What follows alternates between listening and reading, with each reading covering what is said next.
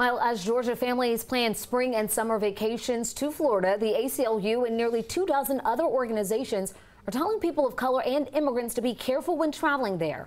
Our Joe Hinkie is taking a closer look at the reason for the warning. Well, Jennifer, this tweet here is pinned at the top of the ACLU's Twitter feed right now. It reads, "We and partners have issued a travel advisory urging immigrants and people of color to use extreme caution when traveling to Florida. The state is on the verge of passing a draconian anti-immigrant bill, which will endanger our communities." Now, this is happening as Florida lawmakers are considering 2 anti-sanctuary city bills right now. 23 other immigration and civil rights organizations co-signed the warning, saying the bills would put immigrants at risk and potentially force crime victims and crime witnesses to stay silent out of fear they would be deported. The ACLU also believes the bills could lead to racial profiling. But Florida State Senator Joe Gruters tells me the concerns are based on misinformation, and his bill would only impact undocumented immigrants who are in Florida jails.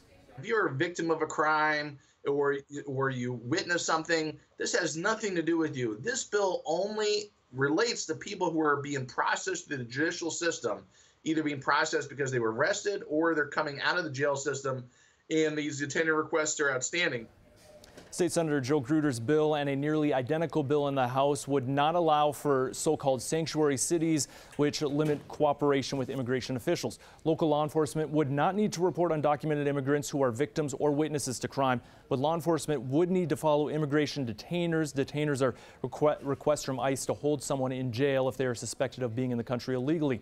Law enforcement would also need to provide details of an inmate's incarceration status and release date to immigration officials and give officials access to those inmates for interviews. State Senator Gruters tells me he believes he has the votes in the Florida Senate to see his bill pass. 9 other states seen here, including Georgia, already have anti-sanctuary laws, according to the Pew Charitable Trust. I'll have a closer look at these states coming up at 6. Jeff.